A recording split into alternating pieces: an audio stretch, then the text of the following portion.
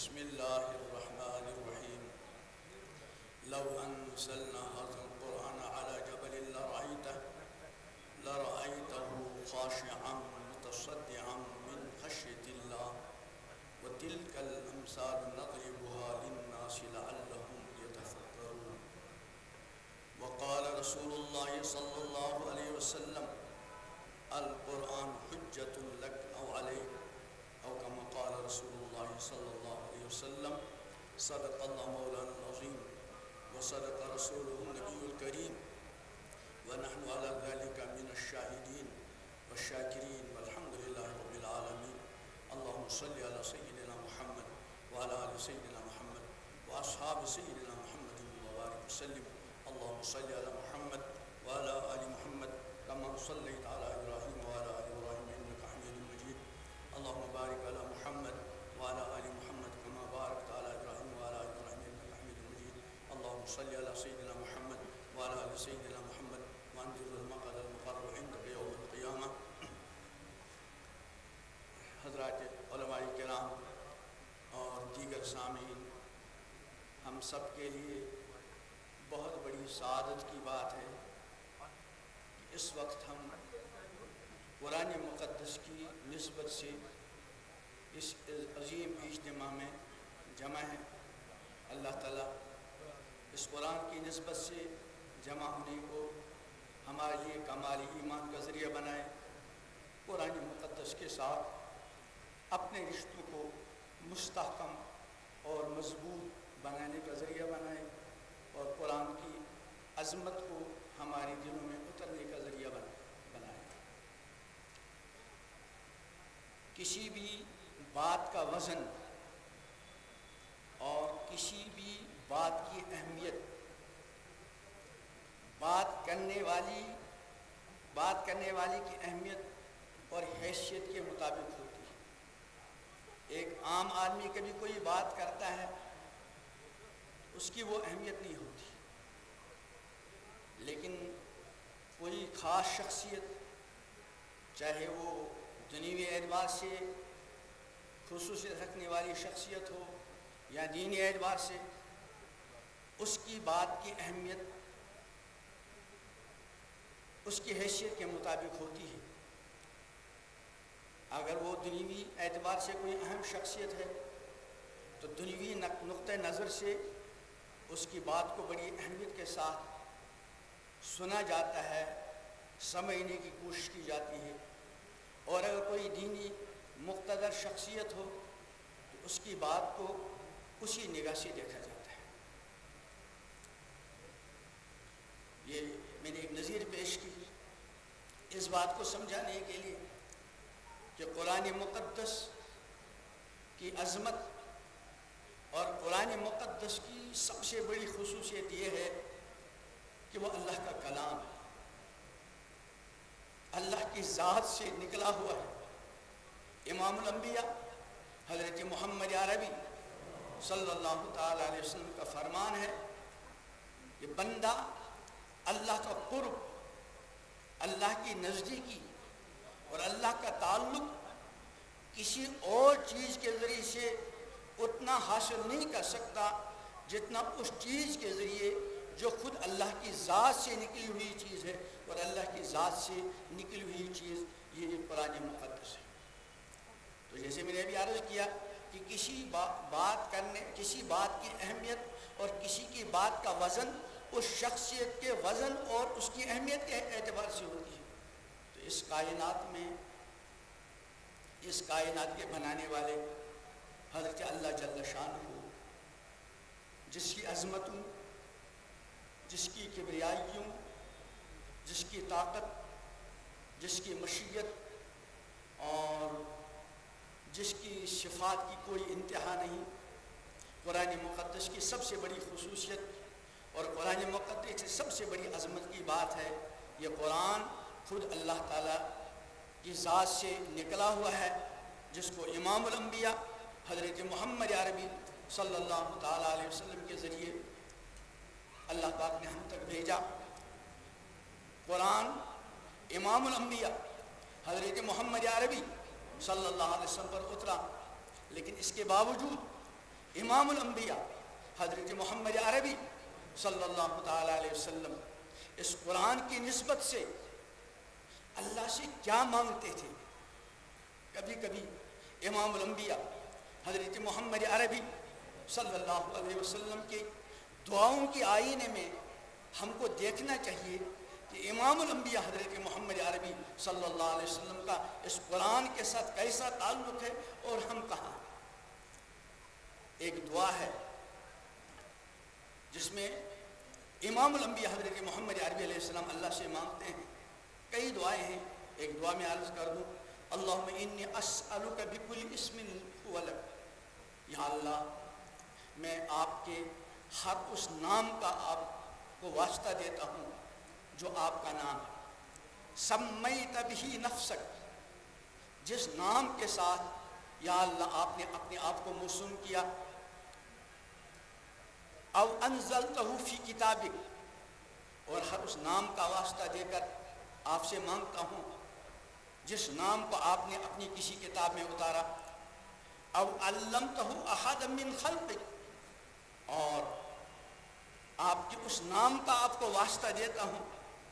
جو آپ نے اپنی مخلوق میں کسی ایک آدھ کو ہی بتایا ہے، او استأثرت فی علم الغیب عندک، اور یا اللہ میں آپ کے اس نام کا واسطہ دیتا ہوں جو آپ نے اپنے علم تک محدود رکھا اور اپنے سوا کسی کو نہیں بتایا، او استأثرت فی علم الغیب عندک۔ یہ واسطے دے کر امام الانبیاء حضرت محمد عربی صلی اللہ علیہ وسلم دعا کیا مانگتے ہیں؟ ان تجعل القرآن العظیم ربیع قلبی، یا اللہ یہ واسطے دے کر میں آپ سے سوال کرتا ہوں کہ آپ اس قرآن مقدس کو میرے دل کی بہار بنا دیجیے، ان تجعل القرآن العظیم ربیع قلبی و نور بصری، اور میری آنکھوں کا نور بنائیے، و جلاء حزنی، میرے غموں کا مداوا بنائیے، و ذہاب ہمی و غمی، اور میرے غموں اور میرے ہموں کے ختم کرنے کا ذریعہ بنائیے،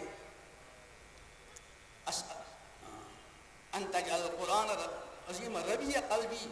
و نور بصری و جلاء حزنی و ذہاب ہمی و غمی،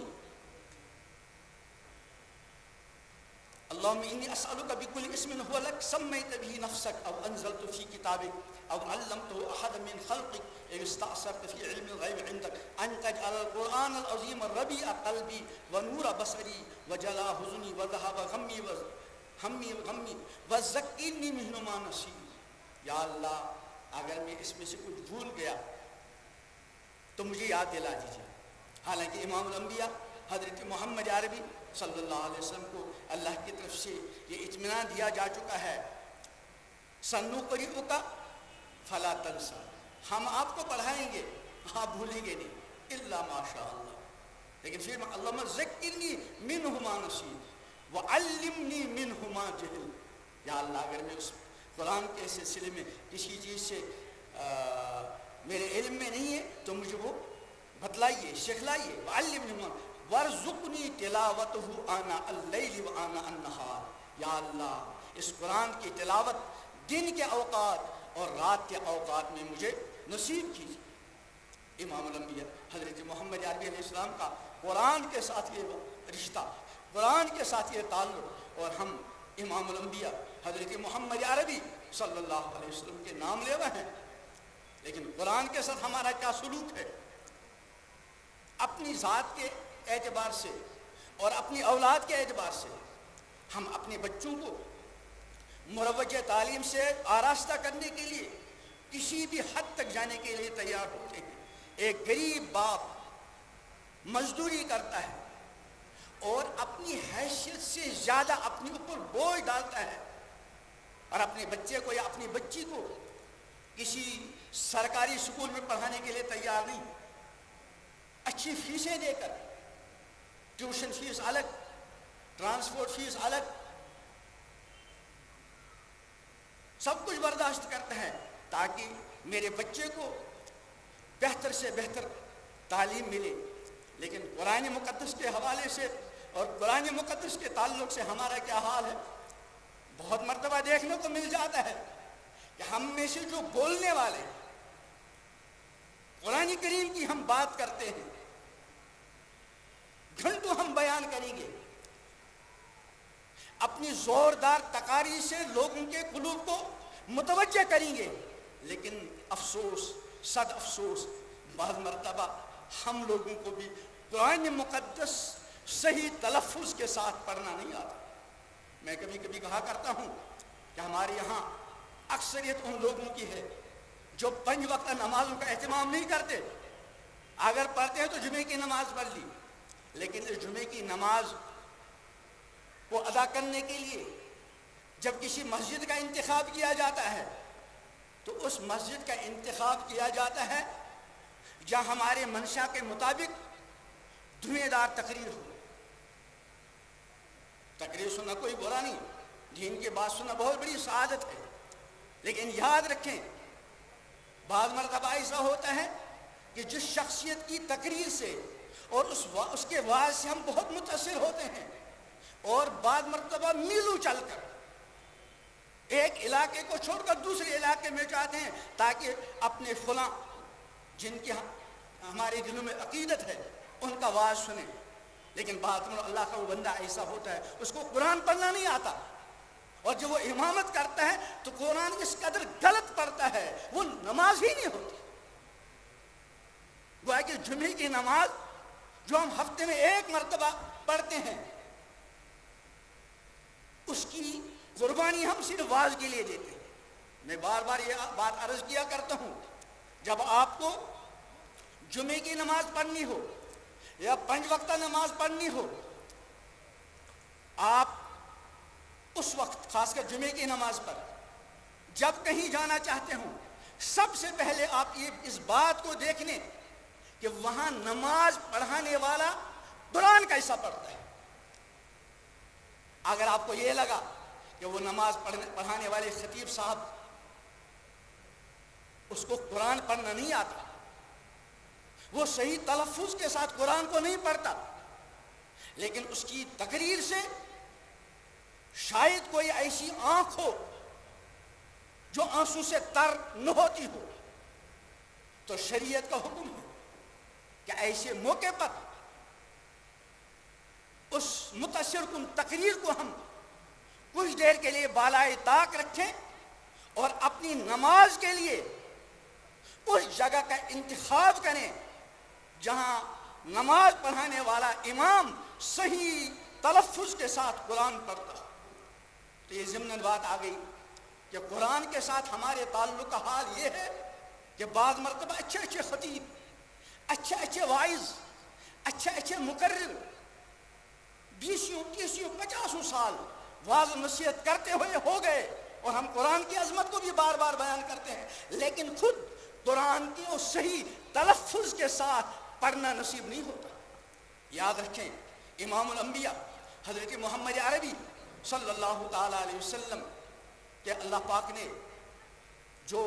4 منصب بیان کیے ہیں اور کئی جگہ بیان کیے ہیں، اس میں پہلا منصب یتلو علیہم آیات، تلاوت آیات۔ اس تلاوت آیات کے سلسلے میں امت کا اکثریت طبقہ اور خاص کر ہم کشمیری مسلمان بہت حد تک ظالم ہیں، مجرم ہیں۔ ہمارا 5 سال کا 8 سال کا بچہ انگریزی ایسے بولتا ہے اس انداز کے ساتھ کہ اگر کوئی انجانا ہمارے بچے کی اس انگریزی کو سنے وہ یہ فیصلہ نہیں کر پاتا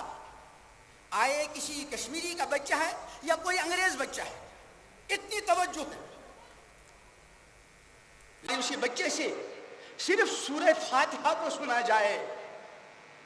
تو بچہ تو کیا پڑھے گا، ابا کو بھی صحیح سورہ فاتحہ صحیح تلفظ کے ساتھ پڑھنا نہیں آتا۔ اس لیے آج کی اس مبارک مجلس میں صرف واعظ سن کر اور تقاریر پر واہ واہ کرنے پر اکتفا نہ کیجیے گا،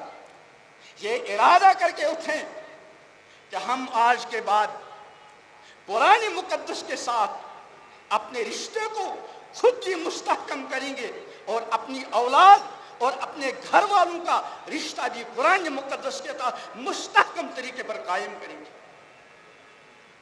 ہمارے گھر کا کوئی بچہ، ہماری گھر کی کوئی بچی، ہمارے گھر کا کوئی مرد،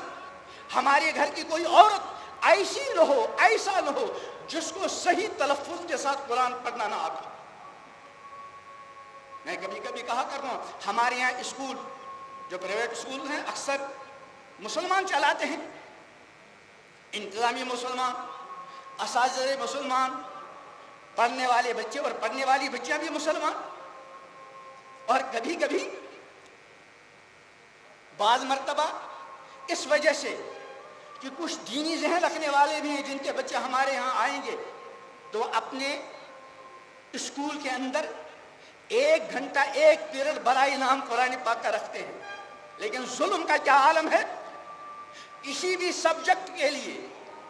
کسی بھی موضوع کو پڑھانے کے لیے جب معلمین کا انتظام کرنا ہو، بہت باضابطہ اعلان نکلتا ہے ہفتوں، اور ہفتوں کے اعلان کے بعد جب سینکڑوں امیدوار جمع ہو گئے تو اس سبجیکٹ کے ماہرین کی ٹیم لائی جاتی ہے اور ان کی یہ ذمہ داری رکھی جاتی ہے کہ ان میں اس سبجیکٹ کو پڑھانے والا جو آپ کو سب سے زیادہ ماہر نظر آئے، جو ہمارے بچوں کو اس سبجیکٹ کے مضامین گھول کر پلائے، اس کا انتخاب کیجئے۔ لیکن یہی سکول چلانے والا ذمہ دار، یہ سکول کی انتظامیہ اگر کبھی برائے نام بچوں کو قرآن پڑھانے کے لیے استاد کے انتخاب کا مرحلہ آ گیا، وہ بھی برائے نام، اور نیت اس میں بھی بہت سو کی ٹھیک نہیں ہوتی، وہاں آپ کو کبھی یہ اہتمام عام طور پر نظر نہیں آئے گا۔ کھانا پوری کے لیے قرآن پاک کا سبجیکٹ ہمارے اسکول میں رکھا جاتا ہے، حالانکہ جو متفکر حضرات، فکر مند حضرات، اسکول کے انتظامیہ والے اس معاملے میں حساس ہیں، جو اپنے اور امت کی نئی نسل کی معاش کے ساتھ ساتھ ان کے معاد کی فکر کرتے ہیں، وہ الحمدللہ ثم الحمدللہ اس بارے میں بہت حساس ہیں۔ وہ جس طرح دوسرے مضامین کے پڑھانے کے لیے بہتر سے بہتر ماہر اساتذہ کا انتظام کرتے ہیں، اسی اہتمام کے ساتھ اس قرآن کے پڑھانے کے لیے بھی ماہر اساتذہ کا انتظام کرتے ہیں، لیکن یہ بالکل نہ ہونے کے درجے میں۔ یہ تو اسکول والوں کا معاملہ ہے، اب ماں باپ کا حال دیکھیے کہ بچہ ابھی 3 سال کی عمر کا نہیں ہوا، فوراً کسی اچھے تعلیم گاہ کی تلاش ہوئی اور اچھی سے اچھی فیس دے کر اپنے بچوں کو پڑھایا۔ اور میں کبھی یہ بات عرض کیا کرتا ہوں کہ ہمارا بچہ جب تک اس کا ایڈمیشن کسی اسکول میں نہیں ہوتا، اس بچے کی ماں، اس بچے کے بہن بھائی، ان کی یہ کوشش ہوتی ہے کہ یہ بچہ ہمارے معصوم بھیا یہ 9-10 بجے تک سوئے۔ لیکن آج ہمارے بچے کا نیا ایڈمیشن ہو گیا اسکول میں، اور کل سے اس کو اسکول جانا ہے۔ اب یہ معصوم سا بچہ یہ 9-10 بجے تک سونے کا عادی ہے، لیکن آج وہی ظالم ماں ظالم ہے اس اعتبار سے کہ بچے کی صحت کا کوئی خیال نہیں، زبردستی روتا بلکتا اپنی اس بچے کو اٹھاتے ہیں 3 گھنٹہ پہلے اور وقت سے پہلے، جہاں ان کا شٹاف ہو خود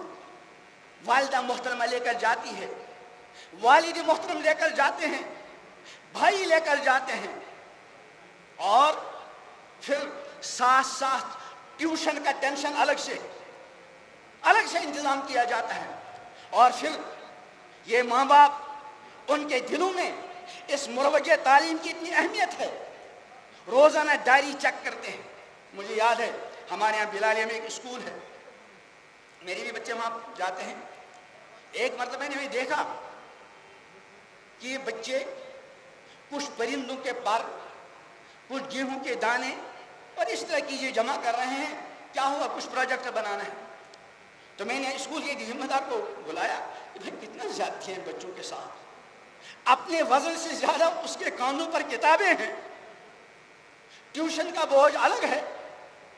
ہوم ورک الگ ہے، اور اوپر سے تم اس مصیبت میں پھنسا رہے ہو۔ کہا ہم کیا کریں؟ کہا ہمارے یہاں ایک بچہ تھا، اس کا جب رزلٹ آیا اس کے مارکس 99.99 تھے، یعنی 100 میں سے پورے 99 ملے۔ اب کیا بچا؟ ایک۔ اس ایک کے 100 حصے کریں، ان 100 حصوں میں 99 حصے ملے، ایک حصہ وہ کٹ گیا، یعنی 99.99 مارکس تھے، ایک پوائنٹ کٹا تھا۔ تو اس کے گھر والوں نے احتجاج کیا کہ ہماری اس بچے کا یہ ایک پوائنٹ کٹا کیوں؟ یہ ہے مروجہ تعلیم کے بارے میں حساسیت۔ میرے کہنے کا یہ مطلب ہرگز نہیں کہ ہمارے بچے مروجہ تعلیم نہ پڑھیں اور ضرور پڑھیں، لیکن ایک بات میں اکثر کیا کرتا ہوں اور کہا کرتا ہوں کہ آج کل یہ جو مروجہ تعلیم ہے اس کا مقصد انسانیت میں اکثر نے پیٹ کا مسئلہ بنا رکھا ہے۔ روزگار کے لیے تعلیم پڑھی جاتی ہے، اور میں کبھی یہ بھی کہا کرتا ہوں، یاد رکھیں ان پڑھ کے لیے کہ روزگار کے مواقع بہت ہیں، ان پڑھ کے لیے روزگار کی کوئی پریشانی نہیں۔ وہ مزدوری کر کے، وہ مستری بن کر، وہ لوہار بن کر، وہ کوئی بھی کام کرنے کے ذریعے اپنے اور اپنے بیوی بچوں کے کھانے پینے کا انتظام کر سکتا ہے۔ اگر روزگار کے مواقع کم ہیں، وہ ہمارے اس پڑھے لکھے نوجوان کے لیے، آپ کو اپنی بستیوں میں دیکھیں، کوئی ان پڑھ آپ کو پریشان اور بے روزگار نظر نہیں آئے گا، اور ہر بستی میں سینکڑوں کی تعداد میں آپ کے پاس بڑے بڑے ڈگریوں والے روزگار کے لیے پریشان ہیں۔ تو ایک مصیبت یہ بھی ہے، آج کل تعلیم پیٹ کا مسئلہ بن گیا ہے، اور جب انسان اپنے پیٹ کے لیے تعلیم پڑھتا ہے تو اپنے پیٹ کو پالنے کے لیے یہ بعد مرتبہ دوسرے کے پیٹ کو کاٹتے ہوئے ترس نہیں کھاتا۔ میں کبھی جاتا ہوں کالج میں یا کسی ایسی جگہ، میں بچوں سے سوال کرتا ہوں، میں 15-20 سال سے پڑھ رہے ہو، نیت کیا ہے، کیوں پڑھ رہے ہو؟ بس چپ۔ اگر کسی کی زبان سے بات نکلی ہوئی روزگار والا مسئلہ، مفکر اسلام حضرت مولانا سید الحسن علی ندوی رحمۃ اللہ علیہ، ان کا ایک ملفوظ ہے کہ مسلمان بد نیت نہیں ہوتا، عام طور پر بے نیت ہوتا ہے۔ ہمارا یہ بچہ 20 سے 25 سال تک پڑھ رہا، کتنا لمبا چوڑا عمل ہے، اور حدیث میں انما الاعمال بالنیات وانما لامرئ ما نوى، اعمال کا دارمدار نیتوں پر ہے، اور انسان کے لیے بس وہی ہے جس کی اس نے نیت کی۔ ہمارا بچہ 20 سال پڑھے گا، اسکول سے لے کر کالج اور یونیورسٹی تک، نہ اس کے ماں باپ نے اس کو بتایا کہ تم کو پڑھنا کیوں ہے، نہ اس کے اساتذہ اور ادارے والوں نے بتایا کہ تمہاری اس پڑھائی کا مقصد کیا، اور نہ یہ بچہ بالغ ہونے کے بعد کبھی اس بات کی ضرورت محسوس کرتا ہے کہ وہ ذرا جان لے میری تعلیم کا 20-25 سالہ سفر مسلسل جاری ہے، میرا نشانہ کیا ہے، آگے میرا مقصد کیا ہے۔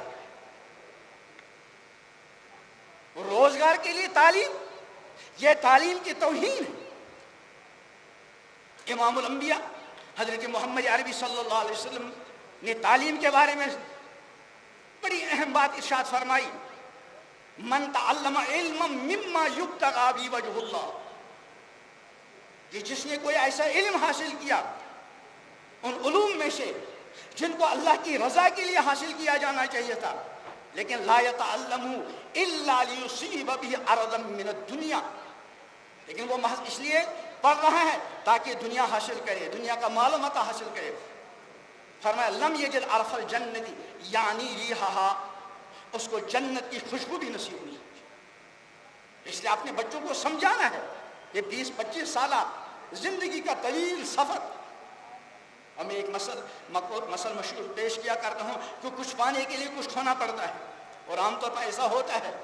ہم کچھ بھی چیز پانے کے لیے کبھی قربانی دیتے ہیں، لیکن ہر انسان کسی بھی چیز کی قربانی دینے سے پہلے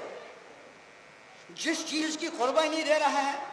اور جس چیز کی امید پر قربانی دے رہا ہے ان دونوں کے درمیان تقابل کرتا ہے. اگر اس کو اطمینان ہو جاتا ہے کہ میں جس چیز کی قربانی دے رہا ہوں وہ تو معمولی حیثیت کی ہے، لیکن جس چیز کی کہ ملنے پر میں کی امید پر میں قربانی وہ بہت بڑی، پھر وہ اپنی اس قربانی کو دیتے ہوئے خوشی محسوس کرتا ہے. لیکن ایک سرمایہ جو ہم سب کا مشترکہ سرمایہ ہے، وہ ہماری زندگیوں کا سرمایہ، ہماری جوانی کا سرمایہ، جب اس سرمایہ کی قربانی کا وقت آتا ہے، اور اس کی قربانی غیر اختیاری طور پہ، جب بچہ پیدا ہو گیا اس نے اپنی عمر کی قربانی دینی، روز اس کی زندگی کے 24 گھنٹے ختم ہو جاتے ہیں. تو اس زندگی کے سرمایہ کو کھو کر ہم کیا پا رہے ہیں، اب تک کیا پایا، اس کی فکر نہیں، ادھر دھیان نہیں. یاد رکھیے واللہ ثم واللہ، اگر آپ نے زندگی کے سرمایہ کو دے کر، جوانی کے سرمایہ کو دے کر دنیا کی ساری ڈگریاں حاصل کی، مال دولت کے انبار حاصل کیے، آپ عالمی شہرت یافتہ بن گئے، لیکن آپ کا تعلق اپنے رب کے ساتھ، آپ کا تعلق امام الانبیاء حضرت محمد عربی علیہ السلام کے ساتھ، آپ کا تعلق دین اسلام کے ساتھ، اور آپ کا تعلق قرآن مقدس کے ساتھ وہ نہیں ہے جو مطلوب ہے. واللہ ثم واللہ، آپ کا یہ سودا بڑے بدترین خسارے کا سودا ہے. اور یاد رکھیے ایک وقت آنے والا ہے مجھ سے اور آپ سے اس سرمایہ کے بارے میں پوچھا جائے گا. امام الانبیاء حضرت محمد عربی علیہ السلام کا ارشاد ہے لا تزول قدم ابن آدم یوم القیامہ عند ربی حتی یسأل عن خمس، قدم نہیں ہٹانے پائے گا اپنی جگہ سے، وقت تیزی کے ساتھ جا رہا ہے. حتی یسأل عن خمس، یہاں تک کہ 5 چیزوں کے بارے میں سوال کیا جائے گا. پہلا سوال عن عمری فیما افنا، زندگی کہاں ختم کی، 50 60 70 سالہ زندگی کو کھو کر لے کر کیا آئے. وہ ان شبابی فیما ابلا، جوانی جو زندگی کا اہم ترین قیمتی حصہ ہے، اس جوانی کو لگا کر نتیجہ کیا ہے. اب بندہ کہے گا کہ میں نے بہت مال کمایا، دولت کمائی، عزت کمائے، شہرت، زمین جائیداد، پراپرٹی، گاڑیاں، لیکن امام الانبیاء حضرت محمد عربی علیہ السلام کے قربان جائیے، قدم قدم پر آپ نے رہبری فرمائی. اور یہ ارشاد فرمایا ایک موقع پر یقول العبد مالی مالی، انسان کہتا ہے میرا مال میرا مال، وہ بھی میرا، یہ بھی میرا، یہ بھی میرا، یہ بھی میرا. فرما حال ہے کہ وَإِنَّ مَالْهُ مِن مَالِ ثَلَاث، جس کو وہ بھی میرا یہ بھی میرا کہہ رہا، اس میں سے کچھ اس کی 3 چیزیں ہیں. کیا کیا؟ ما اکل فافنا، کھا کر ہضم کر لیا، او لبس فابلا، پہن کر بوسیدہ کر لیا، او آتا فقتنا، یا اپنی زندگی میں اللہ کی رضا کے کام میں خرچ کر کے فقتنا، ذخیرہ آخرت بنا لیا. وما سوا ذالک، اور اس کے علاوہ جو بھی کچھ ہے فہو ذاہب، یہ سب کو میرا کہنے والا دنیا سے چلا جائے گا، اور جن جن چیزوں کو میرا کہہ رہا وہ لوگوں کے چھوڑے گا. اور وہ اس غلط فہمی میں مبتلا رہتا ہے چلو میں نے کمایا میرے بچوں کے کام آئے گا. بالکل غلط. اتنا ہے اب تک ابا جی کہہ رہے تھے وہ بھی میرا، یہ بھی میرا، یہ بھی میرا. اب ابا جی چلے گئے، اب بیٹا آ گیا اس کی جگہ، وہ بھی میرا، یہ بھی میرا. اب بیٹے کا وہی معاملہ ہے. یہ دولتیں، یہ عزتیں، یہ شہرتیں، یہ ڈگریاں، یہ مکانات، کوئی چیز ساتھ جانے والی نہیں. امام الانبیاء حضرت محمد عربی علیہ السلام کا ارشاد ہے یتبع المیت ثلاث، 3 چیزیں انسان کے ساتھ جاتی ہیں مردے کے. یتبع اہلہ و مالہ و عملہ، گھر والے ساتھ جاتے ہیں. مال پہلے زمانے میں غلام ہوتے تھے، وہ انسان ہوتے تھے لیکن ان کی حیثیت مال کی ہوتی تھی. اب جو کوئی مالک مر گیا، اس کے چند غلام جس نے اس کو وراثت میں چھوڑا وہ بھی اپنے مالک کے ساتھ جنازے میں جاتے ہیں، ان کی حیثیت مال کی ہے. اور تیسری ارشاد فرمائے وہ عمل، اور اس کا عمل. لیکن جو ہی دفن کر لیا فیر جو اہل و مالو، گھر والے بھی واپس آئے اور وہ غلام اور مال وہ بھی واپس آیا. ویابقا عمل باقی رہے. ہم اپنے بچوں کو مالدار بننے کے لیے دن رات دوڑ دھوپ کرتے ہیں، لیکن اپنے بچوں کے اعمال کی فکر نہیں. بہرحال میں دور چلا گیا. میں عرض کر رہا تھا آج کی یہ مبارک مجلس جو قرآن مقدس کے تعلق سے یہاں